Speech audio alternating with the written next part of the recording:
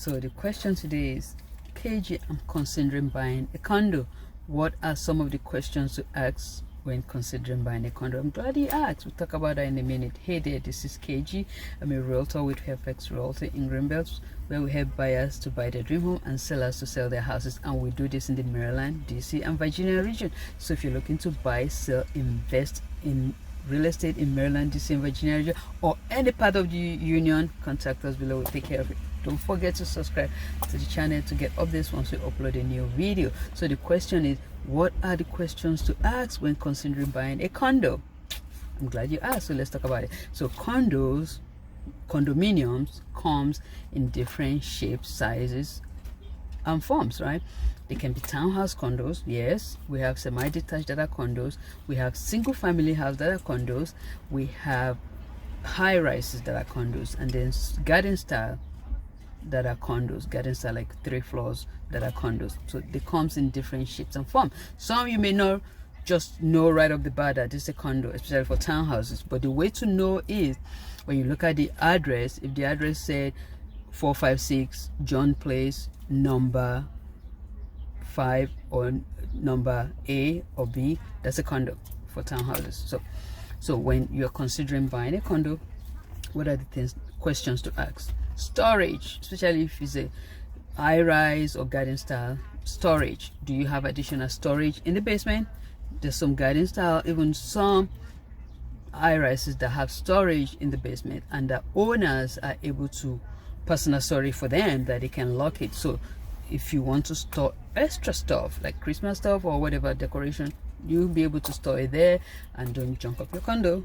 Okay, so ask about storage, right? If you have additional storage that you can use. The next thing to ask is common area. Who takes care of the common area? What are the common area? So if you are in a townhouse condo, you want to find out the grass in front of your house, in front of your townhouse, or the one at the back, is a part of the responsibility of the condo association, or you have to take care of it. So you want to find out that, so that you're not surprised, especially if one of your reasons to buying a condo is you really do not want to take, you don't have time to take care of anything, you just want to come into your house and go, then you really want to ask that question. And next thing is amenities. What amenities are available for you in the condo unit, right? In the condo community.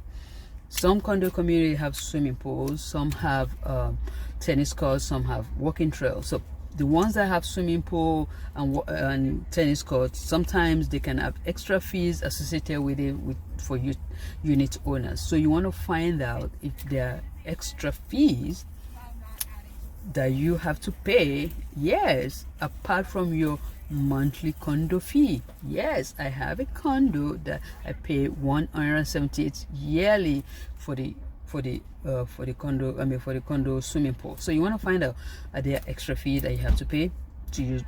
Not to use, even if you don't use it, you still have to pay. The next thing to ask is about the reserve fund. Do the condo have reserve fund? Do they charge unit owner reserve fund during the year? That's expense that you want to be aware of. Condo fee, the monthly condo fee. What is the trend?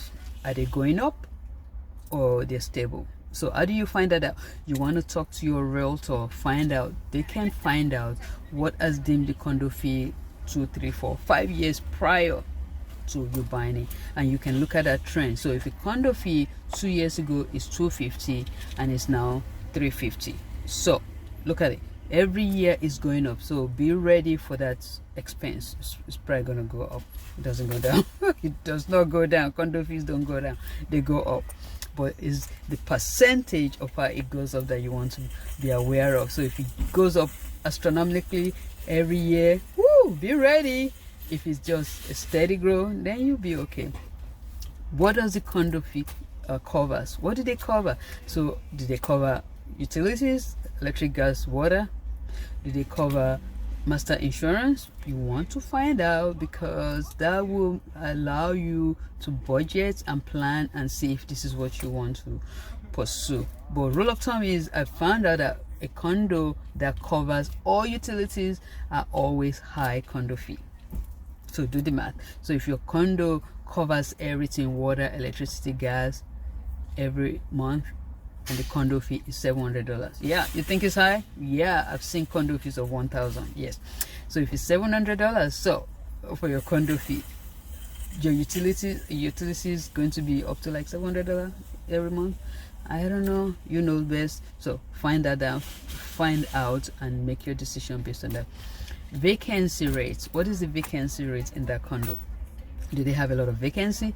Why am I asking vacancy rate? You want to protect your investment, right? Because the higher the vacancy rate, there's something going on with the condo, right? There's something going on with the condo if they have a lot of vacancy. So what is going on? You really don't want to buy any condo where they have high vacancy rates. Your investment is not sound if you do that. Ooh, yeah, I said it. Yeah. Also, you want to find out if the number of investors in the condo unit, so higher investors or more unit owners. I like condos that have more unit owners that are resident there than ones that have a lot of investors. You know what I mean? So yeah, the next thing you want to find out is what are the do they have restriction if you have a small business, not just working from home, small business? Do you have do the condos allow that? So you want to find out. What about dogs, pets? Not a dog, pets. What pets are allowed? There are some condos that have restriction on certain pets, so you want to find out what pets are allowed in that condo.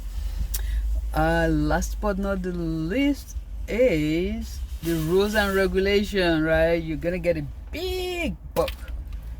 Get that book. You may not be able to read everything at a sitting, but these things that I just discussed will be in the book. So you want to find those things out before you move forward.